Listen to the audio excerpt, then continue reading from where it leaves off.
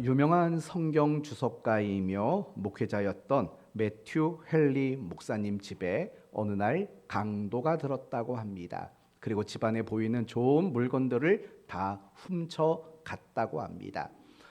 이 목사님이 강도가 나간 다음에 네 가지를 감사했다고 합니다. 어떤 걸 감사했을까요? 첫 번째, 이런 감사했답니다. 이전에는 강도 만난 적이 없어서 감사했다고 합니다.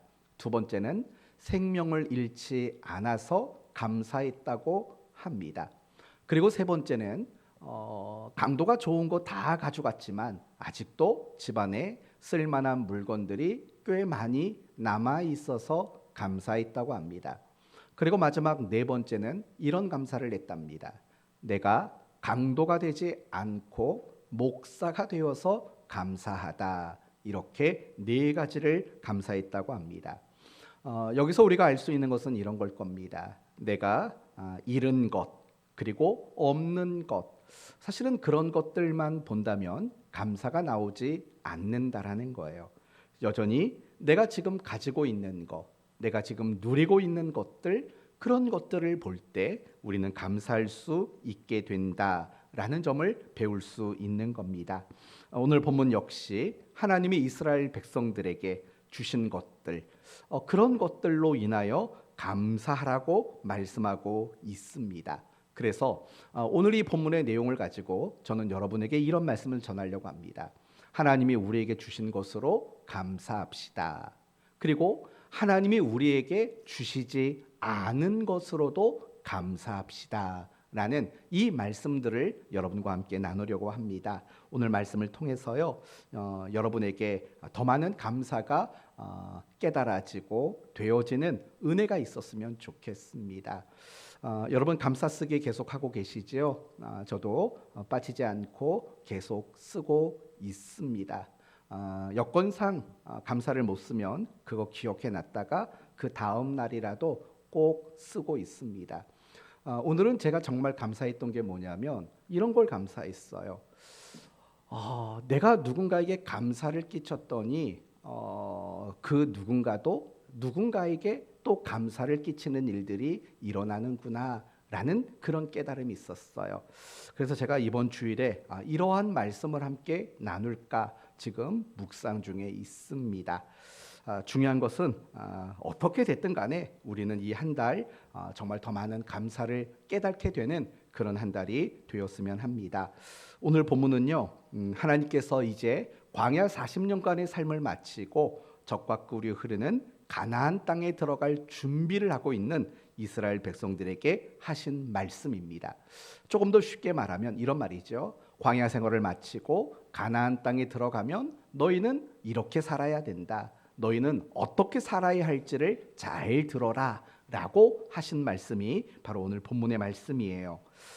뭐라고 말씀하십니까? 10절 말씀을 보시면은요, 여호와여 이제 내가 주께서 내게 주신 토지 소산의 만물을 가져왔나이다 하고 너는 그것을 내 하나님 여호와 앞에 두고 내 하나님 여호와 앞에 경배할 것이다. 이렇게 이야기를 해요. 무슨 말이죠?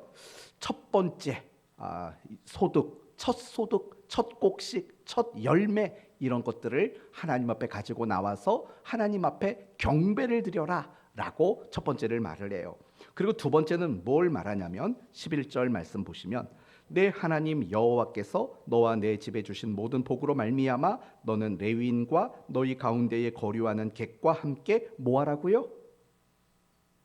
뭐하라고요?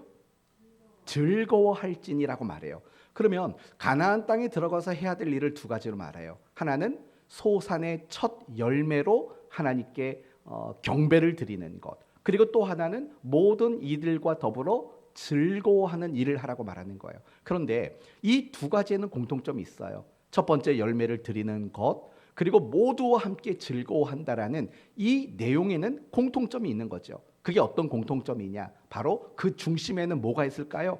감사가 있다라는 거예요. 하나님 앞에 첫 번째 열매를 드린다라는 거, 여러분 그것은 감사의 행위 아니겠어요? 그리고 모두와 함께 즐거워한다라는 거, 그거는 그 속에 여전히 감사가 중심하고 있다라는 말과 같은 거예요. 따라서 지금 하나님은 가나안 땅에 들어갈 이스라엘 백성들에게 뭐라고 말하냐면, 그 땅에서 어떻게 살아야 된다고 말하냐면 감사하면서 살아야 된다, 그렇게 말씀하고 있다라는 거예요. 물론 우리 모두에게도 동일하게 주시는 말씀인 거죠. 저를 향해서도 하나님은 이렇게 말씀하시죠. 감사하며 살아야 된다. 그리고 이 자리에 있는 여러분 모두를 향해서도 하나님은 감사하며 살아야 된다, 그렇게 우리에게 말씀하고 있는 거예요. 그러면 여러분 지난 11달 동안 어떻게 살아오셨습니까? 정말 감사가 풍성한 그런 삶을 사셨습니까?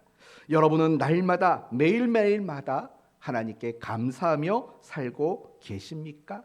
아니면 반대로 전혀 감사하지 못했고, 또는 더 나아가서 늘 하나님과 또는 누군가에게 원망, 불평 이런 것들을 말하며 그렇게 살아오지는 않았는가 생각해 보셔야 합니다.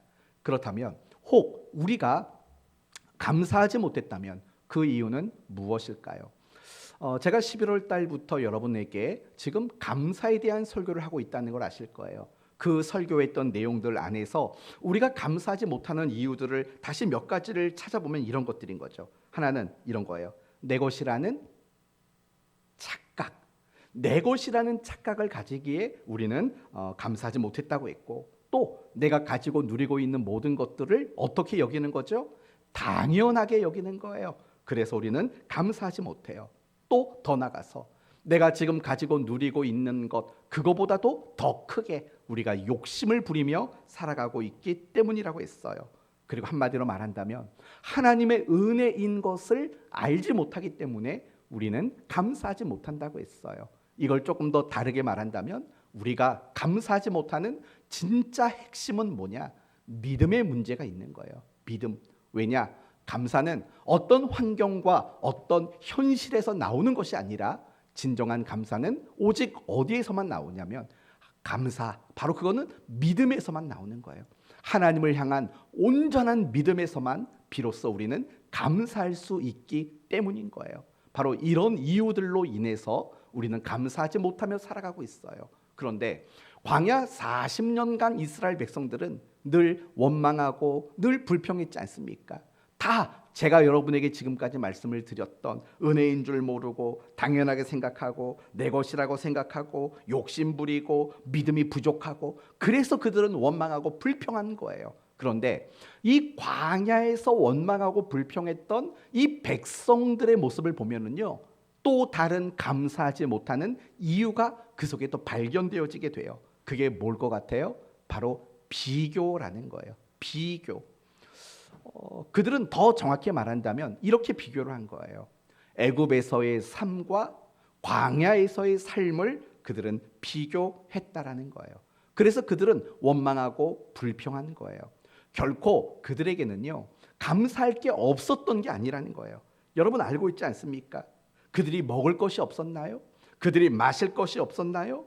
하나님의 어떤 도움의 손길이 그들에게 주어지지 않았을까요? 아닙니다. 그들은 단 하루도 굶지를 않았어요. 그들은 단 하루도 마실 물이 없어서 고통하지 않았어요. 그들은 매일매일마다 하나님의 은혜의 손길들을 그들은 날마다 경험하며 그렇게 살았어요. 하나님의 보살핌 속에 그들은 그렇게 살았다라는 거예요. 그런데도 불구하고 그들이 늘 원망하고 불평했다고 말하지 않습니까? 고린도전서 9장과 10장에 보면 광야 이스라엘 백성들이 10번이나 나를 시험했으며 나에게 원망을 늘어놓았다라고 그렇게 이야기하고 있지 않습니까? 과연 그 이유는 뭐냐? 바로 비교 의식 또는 비교 태도 때문에 일어난 일이라는 거예요. 애굽에서의 삶, 그리고 광야에서의 삶, 그것을 비교한 거예요. 그게 어디에 나오냐? 민수기 11장 말씀에 이 부분이 명확하게 나와요. 이렇게 나옵니다. 우리가 애굽에 있을 때에는 값없이 생선과 우이와 참외와 부추와 파와 마늘을 먹은 것이 생각나거늘 이제는 우리의 기력이 다하여 이 만나 외에는 보이는 것이 아무것도 없도다. 여러분 이거 정말 말도 안 되는 얘기인 거잖아요. 만나밖에 없어, 이렇게 말을 하고 있다고요. 그러면서 뭐라고 말하냐면 우리가 애굽에 있을 때. 그러니까 지금 이게 너무나 웃기는 꼬라진 거예요. 왜 그러냐 생각해봐요. 하나님이 그들에게 베풀어 준 것들이 그냥 엄청나게 많아요. 근데 뭐밖에 말 안 해요? 만나밖에는 말 안 해요. 그런데 자기들이 애굽에서 누렸던 것들은 몇 가지로 말하는 줄 아세요? 생선, 오이, 참외, 부추, 파, 마늘 6가지를 말해요. 근데 하나님한테 받은 건 만나 외에는 보이는 것이 없도다. 이렇게 이야기를 하고 있다고요. 말도 안 되는 비교를 하는 거예요. 여러분, 그들이 뭐라고 말했다고요? 값없이 생선을 먹었대요. 여러분, 이게 무슨 뜻인지 아세요? 노예였잖아요. 종이었잖아요. 그러니까 일한 거에 대한 어떤 배급을 받은 거잖아요. 돈 주고 사 먹은 게 아니잖아요. 근데 그걸 가지고 지금 비교하고 있는 거예요.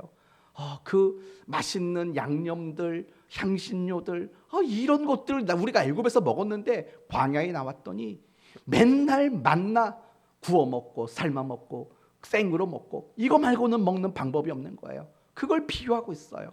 노예 때 일이 아니죠. 노예 때 일이지 않습니까? 지금은 어떠해요? 그들은 자유자가 된 거 아닙니까? 그럼에도 불구하고 더욱이 그들은 아무런 노동을 하지 않고 먹고 마셨다라고요. 그런데도 그런 비교를 하게 되니까 그들이 그 말할 수 없는 은혜 속에서도 원망하고 불평하는 일들이 끊임없이 흘러나올 수밖에 없었던 거예요. 사실 성경을 보면 이런 이야기들이 얼마나 많은지 몰라요. 사울 왕을 생각해 볼까요? 사울 왕은 자신이 왕이 되었던 것이 하나님의 은혜라는 것을 너무나도 잘 알고 있었잖아요. 그렇죠? 겸손했다고요. 그리고 하나님의 은혜도 아는 사람이었다고요. 그런데 어느 날 블레셋이 이스라엘을 위협하기 시작했어요. 더군다나 그 앞에 누가 앞장섰냐면 아주 거대한 장수 골리앗이 앞장섰어요.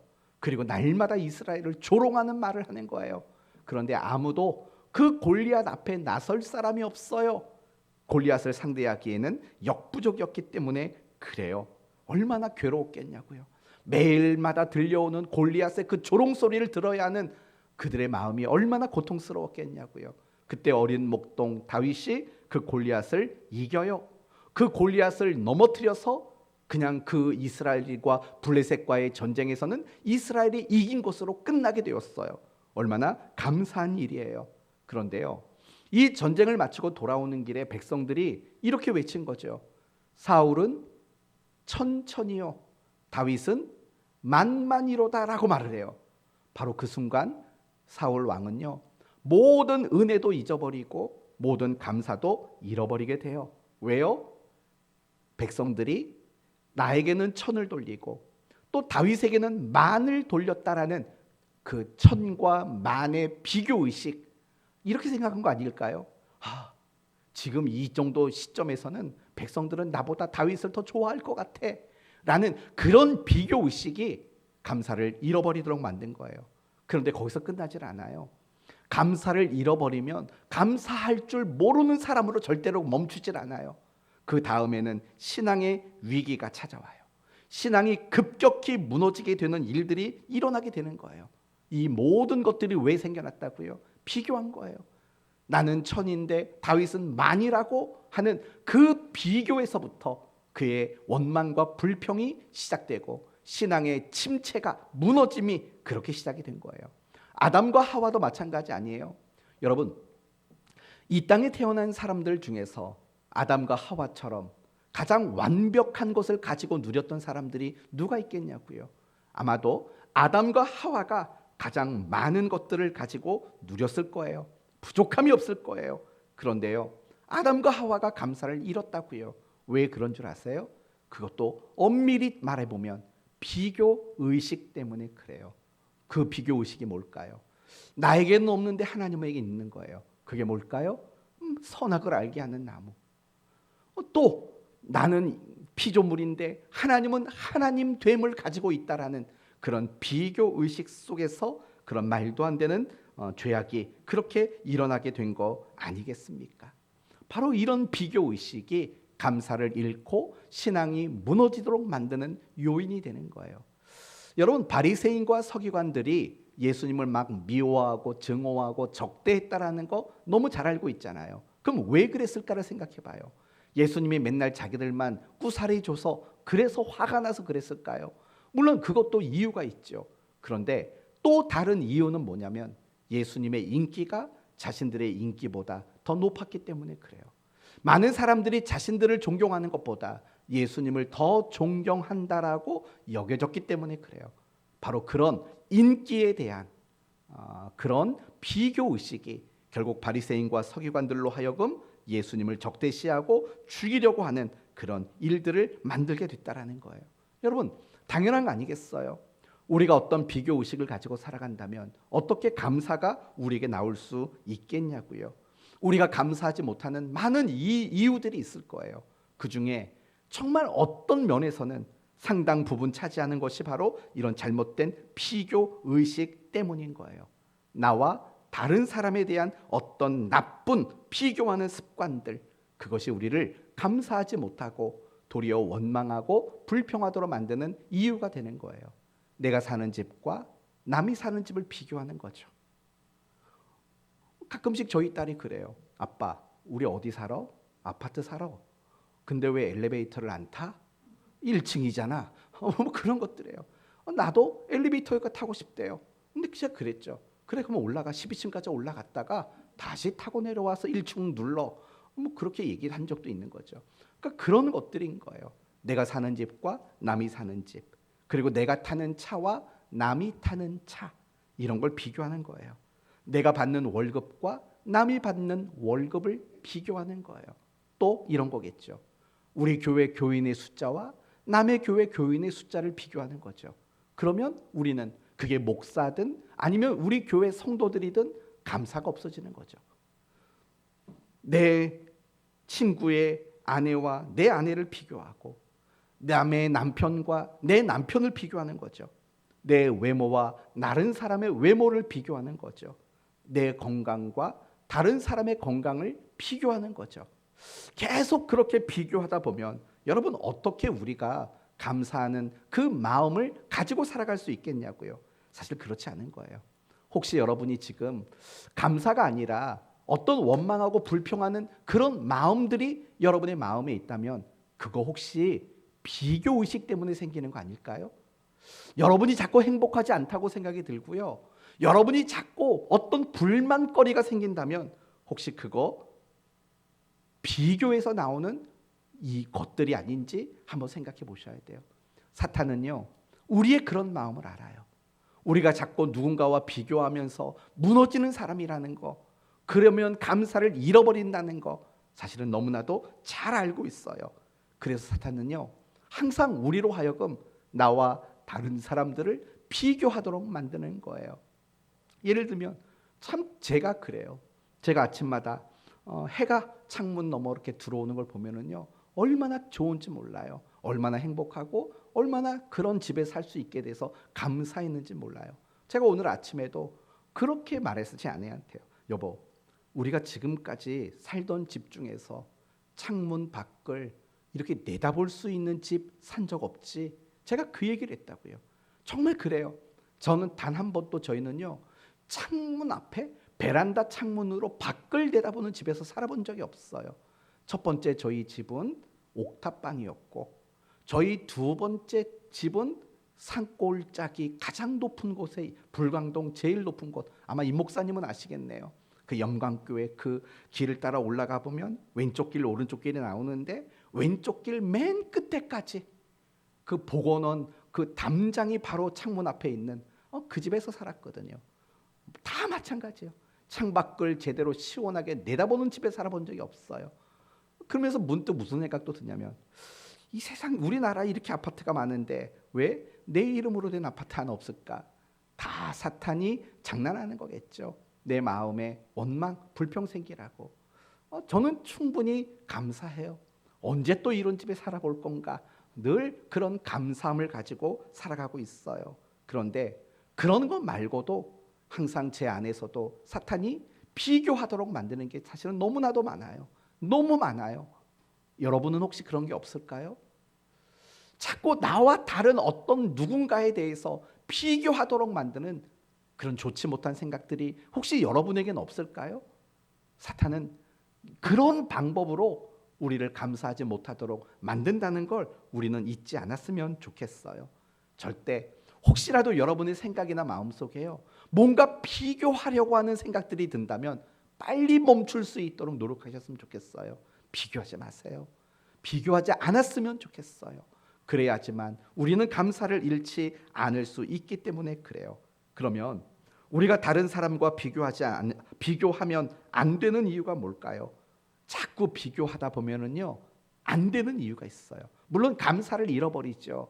그런데 우리가 자꾸 누군가와 나를 비교하다 보면은요, 내게 없는 것들을 자꾸 생각하게 되는 거예요. 내게 없는 것들을 자꾸 생각할 수밖에 없어요. 그러면 우리는 감사하지 못하는 거죠. 그럼 이 말을 반대로 말하면 이런 말이 되는 거예요.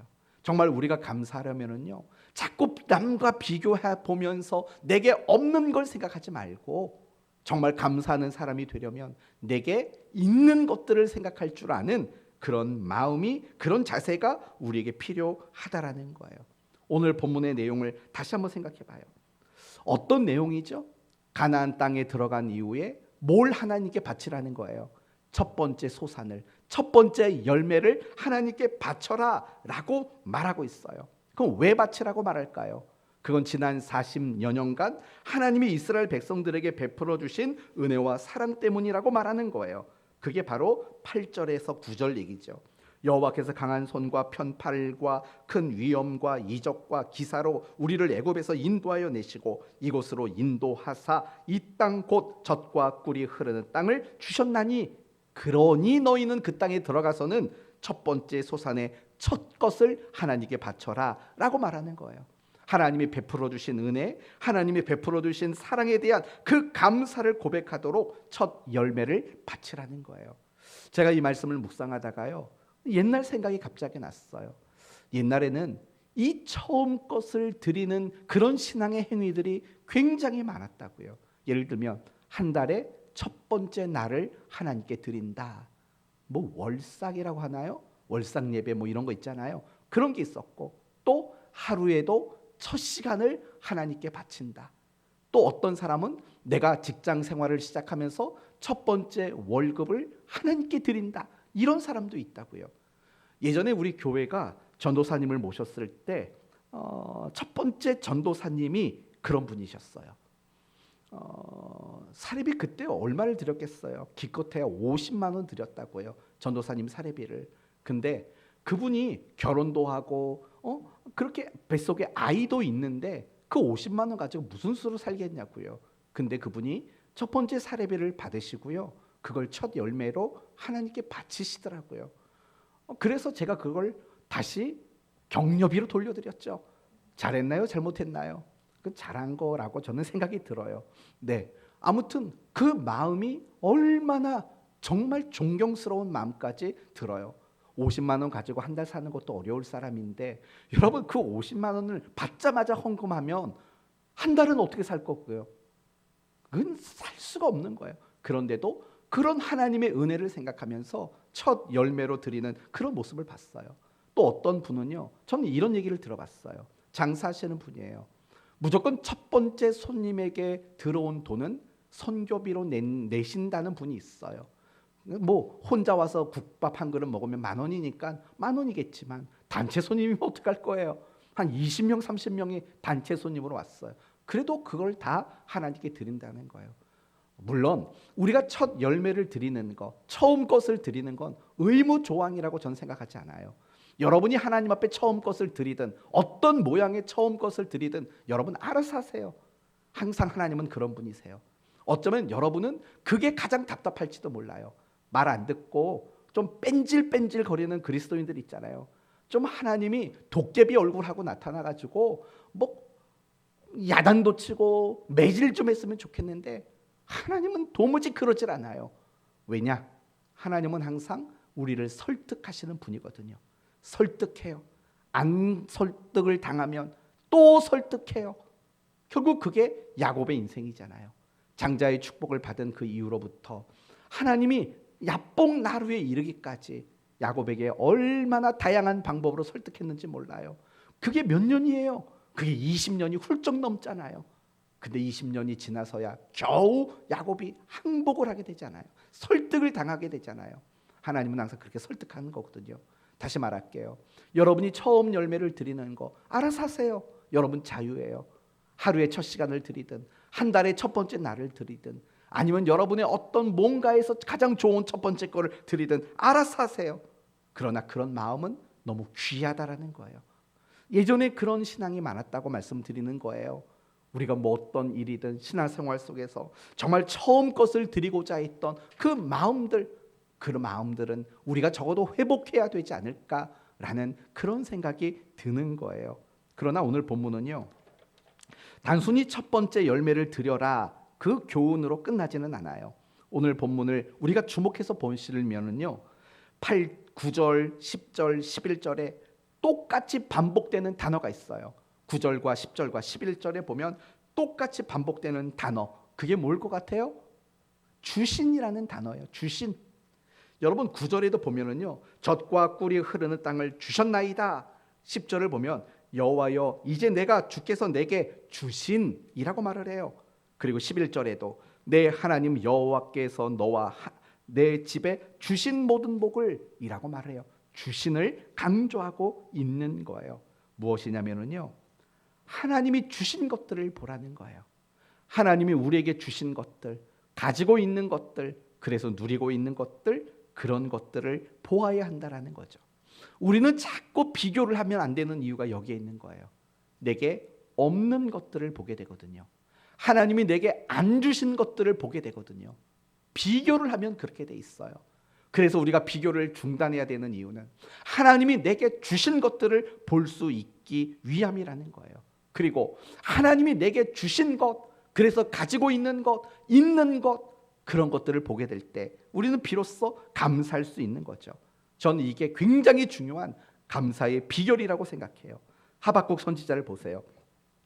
우리가 이거 복음 성가라도 이 구절을 많이 봤잖아요. 어떤 얘기가 나와요? 무화과의 나무에 열매가 없고 포도나무에 열매가 없고 감람나무에 열매가 없고 양과 소도 없고 다 없대요. 근데 하박국 선지자는 그 없는 것들을 주목해 보질 않아요. 있는 걸 보죠. 있는 게 뭡니까? 하나님. 그리고 그분의 구원의 하나님을 바라보는 그 있는 것들을 바라볼 때 하박국 선지자의 그 감사의 찬양이 나올 수 있었다라는 거예요. 사실 우리도 똑같다라는 거예요. 내가 정말 감사하며 살기를 원한다면 비교하는 걸 통해서 없는 걸 보지 말고 내게 있는 걸 볼 수 있어야 한다라는 거예요. 그래야지 우리가 비로소 감사할 수 있는 거 아니겠어요? 그런데 우리가 감사하지 못하는 이유가 뭐냐면요, 나에게는 없는데 또는 나에게는 부족한데 남에게 있고 남에게 더 많이 있는 것을 우리가 자꾸 바라볼 때 우리는 원망과 불평의 사람으로 전락할 수밖에 없다라는 거예요. 그러나 우리가 하나님이 내게 주신 것들을 바라보고 찾아보고 할 때 우리는 비로소 정말 감사할 수 있는 사람이 될 수 있는 거예요. 물론 굳이 억지로 찾지 않아도 돼요. 왜냐하면 하나님이 우리에게 주신 것들이 사실은 너무나도 많이 있기 때문에 그래요. 생명을 주셨죠. 남편과 아내를 주셨죠. 자녀를 주셨죠. 손주를 주셨죠. 친구를 주셨죠. 여러분의 몸을 주셨죠. 돈을 주셨죠. 살 집을 주셨죠. 계절마다 입을 옷을 주셨지 않습니까? 저희 집 장롱을 열 때마다 감사가 절로 나올 수밖에 없어요. 장롱이 세 칸이나 있는데 그 세 칸을 열면 각 한 칸마다 계절마다 입을 옷들이 있어요. 장롱에만 옷이 있는 줄 아세요? 5단 서랍장, 3단 서랍장, 심지어 하도 옷이 많아가지고 행거 하나를 당근에서 5,000원 주고 사다 놨어요. 옷을 그렇게라도 걸어놔야지 어떡하겠어요. 그렇지 않아요? 여러분의 집은 안 그래요? 여러분도 장롱 열어보면 맨날 입을 게 없다고 말하지만 장롱 속에 옷이 가득 차 있는 거 아니겠어요? 우리가 그렇게 있는 걸 봐야지. 남들이 입고 다니는 예쁜 옷 그거 없다고 생각하니까 우리는 자꾸 원망하고 불평하게 되는 거 아니겠어요? 두 눈이 있고 뚫린 콧구멍이 있고 입 주셨고 소리를 들을 수 있는 귀를 주셨고 여러분 어떤 감정과 감각 이런 것들을 주셨으면 그런 것들로 인해서 우리는 얼마나 감사할 수 있겠어요. 그리고 정말 남들이 찾아오기 힘든 교회지만 어디 숨어 있는지 안 보이는 교회지만 언제든지 와서 여러분 비밀번호 누르고 들어오면 아무 때나 와서 기도할 수 있잖아요. 그런 것들을 보시면 되는 거죠. 하나님이 내게 주신 거, 그래서 가지고 있는 것들을 볼 수 있는 그런 우리가 돼야 되는 거죠. 그러면 우리는요 정말 감사할 게 많거든요. 근데 자꾸 비교해서 남들에게는 있고 많고 근데 내게는 없고 적은 것들, 이런 것들만 주목해서 보니까 우리가 감사하지 못하며 살아가고 있는 것 아니겠어요? 그러므로 성도 여러분, 여러분 모두가 지금 여러분에게 주셔서 가지고 있는 것들로 인해서 좀 감사할 수 있는 그런 복된 성도가 됐으면 좋겠어요. 얼마나 많겠어요? 그런데 여러분, 하나만 더 말씀을 드린다면 주시지 않은 것도 사실은 감사해야 되는 게 맞아요. 우리가 신앙생활 하면서 하나님께 섭섭할 때가 있어요. 언제 섭섭하냐면요, 내가 그렇게 간절히 바라고 원하는데 안 주시면 그게 참 섭섭할 때가 있어요. 그 말은 무슨 말이냐면 하나님은 우리에게 다 주시진 않는다는 거예요. 내가 아무리 바라고 원해도 하나님은 다 주시지를 않는 그런 분이세요. 그래서 섭섭하고, 그래서 속상하고, 그래서 하나님 앞에서 신앙의 삐짐도 한번 해보고 삐지기도 해보고 그런 거 아니겠어요? 여러분도 마찬가지인 거 아니에요? 하나님한테 여러분이 정말 간절히 달라고 요구했지만 안 주신 것들 한두 가지 이상은 다 있지 않으세요? 저도 역시 여러 가지가 있어요. 달라고 했는데 안 주신 것들, 정말 30년 넘도록 하얀 피부 달라고 했는데도 안 주시고 그런 거예요. 이것 성도들도 좀 많이 보내달라고 했는데도 안 주시고 안 주신 게 어디 한두 가지냐고요. 여러분도 똑같잖아요. 여러분도 가만히 생각해 보면 내가 그렇게 열심히 기도하는데 건강도 안 주시고, 내가 그렇게 열심히 하는데 내 자식의 소원도 이루어 주지 않고, 그렇게 안 주신 것들이 사실은 분명히 많이 있으리라고 저는 생각해요. 근데요, 안 주신 것도 사실은 우리가 감사하는 게 맞아요. 왜냐하면은 하나님이 무엇인가를 안 주실 때 우리가 배울 수 있는 것들이 있어요. 가장 대표적인 첫 번째가 뭔지 아세요? 하나님이 주권자이시다라는 걸 배워요. 만약에 여러분 반대로 생각해 봐요. 여러분이 마음으로, 생각으로 하나님 이거 필요해요, 이거 주세요 했을 때 즉각 준다면 도대체 누가 주권자인 줄 알겠냐고요. 내가 주권자인 줄 우리는 잘못 생각할 수도 있는 거예요. 근데 달라고 했는데 어느 때는 주시고 또 어느 때는 안 주셔요. 그럼 비로소 주고 안 주고는 내가 결정하는 게 아니구나, 그거 하나님 결정하는 거구나 라는 그분의 절대 주권을 배우는 과정인 거예요. 그게 바로 기도인 거거든요. 기도는, 진짜 기도의 실력은 얼마나 기도 잘해서 응답을 받아내느냐, 이게 기도의 실력 아니에요. 제가 예전에 그런 말씀 드렸죠. 기도 응답을 받는 방법, 이런 책들은 아예 찾아보지도 마시라고, 사보지도 마시라고. 그건 절대 좋은 책 아니에요. 그건 완전히 우리의 신앙을 샤머니즘으로 만드는 대단히 나쁜 책인 거예요. 그런 책은요, 그냥 재활용하는 날 갖다가 버리셔도 돼요. 사실 기도의 정말 중요한 핵심은 그런 거예요. 하나님이 주권자다. 그걸 배우는 과정이 사실은 기도라는 과정이 있는 거예요. 하나님은 우리에게 주실 수 있잖아요. 근데 안 주세요. 왜 안 줄까? 사실은 우리에게 안 주시는 게 유익할 때 주지를 않으세요.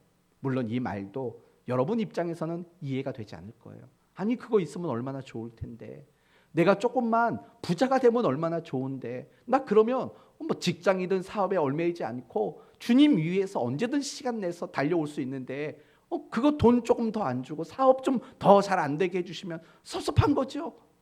그러나 진짜 그럴까요? 그렇지 않아요. 사실은 하나님이 우리에게 무엇인가를 주시지 않을 때는요, 우리가 뭐가 필요한지 몰라서가 아니에요. 그리고 우리가 원하는 걸 주실 만한 실력이 없는 것도 아니에요. 또는 아까워서도 아니에요. 여러분, 능력 많으신 하나님, 무에서 유를 창조하신 하나님, 우리를 위해서 독생자를 내어주신 하나님, 도대체 그분이 뭐가 부족하고 뭐가 아깝겠냐고요. 하나님이 우리에게 주시지 않는 거는요, 다 그만한 이유가 있는 거예요. 예를 들면 사도 바울을 생각해 봐요. 바울에게는 육체의 가시가 있어요. 육체의 가시가. 그렇죠? 뭐 그 가시가 정확히 뭔지 안질인지 간질인지 뭐 정확히는 모르겠지만 그게 그의 사역에 그분의 사역에 굉장히 큰 걸림돌이었던 건 분명한 것 같아요. 그러니까 바울은 그 육신의 가시를 제거해 달라고 몇 번 간절히 기도했죠? 3번이나 간절히 기도했다고 말을 해요. 그러나 하나님은요 그 기도를 안 들어주셨어요. 바울이 원하는 육신의 건강을 주시지 않았어요.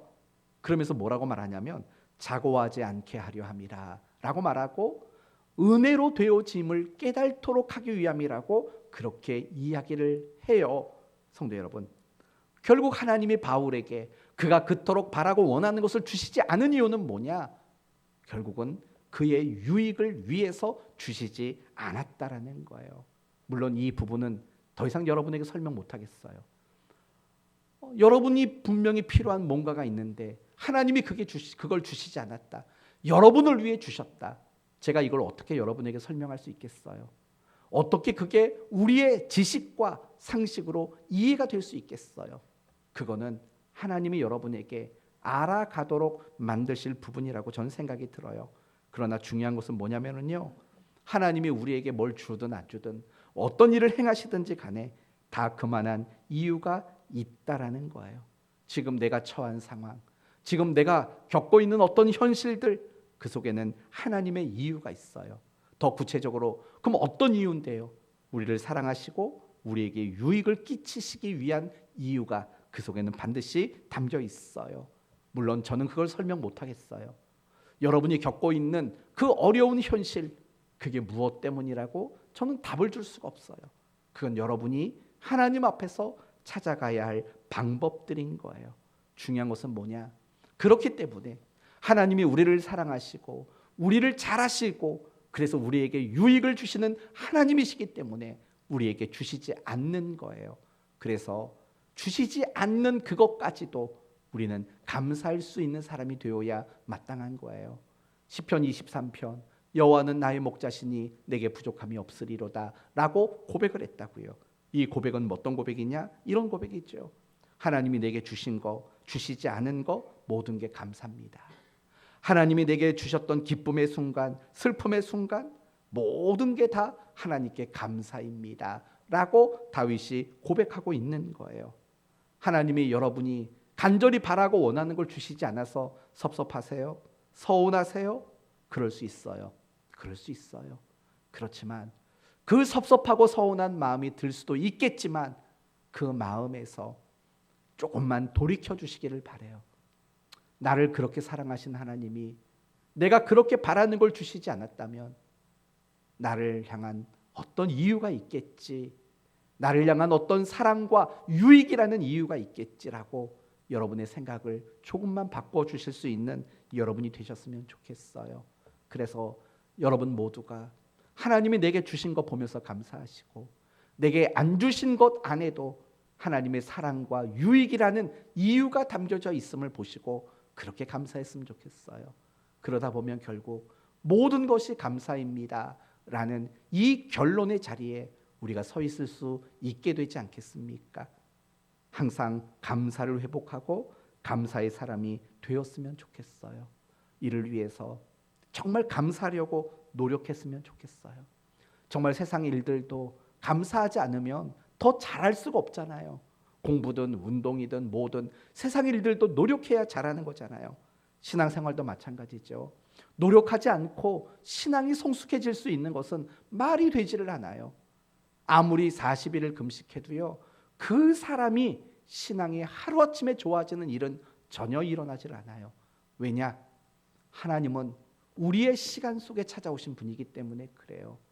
하나님은 우리의 시간 속에서 우리의 시간 안에서 일하시는 분이세요. 그래서 내가 40일 금식기도 했다고 하루아침에 예수님처럼 되는 일 일어나지 않아요.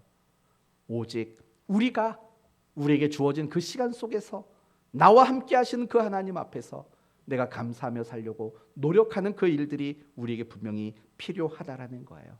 하나님은 배짱이 같은 사람에게 은혜를 주는 게 아니에요. 개미 같은 사람에게 은혜를 주신다는 거 우리는 기억하셔야 돼요. 감사하는 사람이 되려고 노력하세요. 어떤 노력을 해야 되는가? 그 중에 한 가지만 말씀을 드리면 관점의 변화를 갖기 위해서 노력하시기를 바라요. 감사는요, 환경과 현실이 바뀌어서 오는 게 아니에요. 감사는요, 내 관점이 바뀔 때 비로소 생겨나게 되는 거예요. 제이 데니스 목사라는 감사치유법이라는 책을 보면은 언젠가 여러분에게 예화로 한번 말씀드린 것 같은데 이런 말이 나와요. 당신이 세금을 많이 내야 한다면 감사하십시오. 왜요? 당신에게는 그만큼 안정된 직장과 사업장이 있기 때문입니다 라고 말을 해요. 사람들은 세금 많이 내면 불만스럽죠. 오늘 뉴스를 보니까 고액 체납자의 명단을 공개했다라고 말을 하고 그 고액 체납자 중에서는 내야 할 세금이 106억, 110억 되는 사람들도 있대요. 그걸 세금을 안 냈고 떼어 먹었대요. 여러분, 그렇게 세금을 많이 내면 좋은 거 아니에요? 저는 그렇게 세금을 내본 적이 없어가지고요. 막 그렇게 세금을 많이 내는 사람을 보면 부러워요. 옛날에 뭐 교회 안에서 그런 말 많잖아요. 11조 많이 하는 거 그거 아깝지 않냐고 누가 물어보니까 아니 11조를 많이 내는 게 왜 아깝냐고. 그 말은 즉 뭐예요? 내가 그만큼 수입이 많아지는 건데 왜 그게 아깝냐, 그런 얘기가 있었죠. 관점의 변화가 필요하다라는 거예요. 세금을 많이 낸다는 건요, 내가 월급이 많다라는 거잖아요. 그럼 감사하면 되는 건데 우리는 자꾸 세금을 많이 내는 것에 대해서만 집중을 가지고 있는 거죠. 이런 관점의 전환이 필요해요. 또 이런 것도 있죠. 좀 재미있는 얘기인데 교회 갔는데 앞에 사람이 찬송가가 음이 자꾸 틀리는 소리가 귀에 거슬려요. 그러면 감사라는 거예요. 왜냐? 당신의 청력이 정상이라는 뜻이기 때문에 라고 말하는 거예요. 아침에 자명종 소리가 막 거슬린다면 감사하래요. 왜냐? 오늘도 하나님이 당신에게 하루라는 시간을 더 주셨기 때문이다 라고 말하고 있는 거예요. 어떤 문제로, 어떤 일로 마음에 괴롭고 힘든 일이 있습니까? 그러면 관점을 바꾸세요. 야, 내가 하나님께 더 기도로 집중할 수 있는 기회가 왔구나. 내가 하나님이 내 삶에서 일하시고 역사하실 만한 상황이 되었구나. 그런 관점의 전환이 필요하다라는 거예요. 우리가 그런 관점의 전환이 필요하죠. 여러분 알고 계시듯이 감사란 말은 땡스라는 거 아니에요? 그게 띵스에서 나온 거잖아요. 생각이 바뀔 때 비로소 감사할 수 있는 그런 우리가 되는 거 아니겠어요? 저는 여러분 모두가 이걸 노력해 주셨으면 좋겠어요. 관점의 변화. 내가 어떤 상황과 어떤 주어진 현실을 보는 여러분의 시야가 바뀌었으면 좋겠어요. 원망과 불평스러운 것들을 보는 게 아니라 그 안에서 감사할 만한 일들을 만들어내시는 하나님을 보는 그런 관점의 변화가 여러분 모두에게 일어나게 되기를 바랍니다. 이걸 노력하셨을 때 여러분이 감사의 사람이 될 수 있는 거예요. 이제 오늘 말씀을 마칩니다. 하나님은 우리 모두가 정말 감사하는 사람이 되기를 원해요. 왜냐? 그 하나님은 우리의 인생 속에서 우리에게 감사할 만한 일들만 행하시는 분이시기 때문에 그래요. 서로 나와 다른 사람을 비교하는 일들을 중단하십시오. 하나님이 내게 주신 것들 감사하십시오. 그리고 나를 너무 사랑하셔서 그래서 주시지 않는 것들로 인해서도 감사하십시오. 그리고 여러분이 어떤 것들을 바라볼 때 원망거리를 보는 게 아니라 그 속에서 감사를 찾을 수 있는 관점의 변화가 일어나게 되기를 바랍니다. 그래서 여러분 모두가 이 한 달을 통해서 조금씩 더 감사를 찾아가고 회복되어지는 감사의 인생 살게 되기를 예수님 이름으로 축원드립니다. 아멘.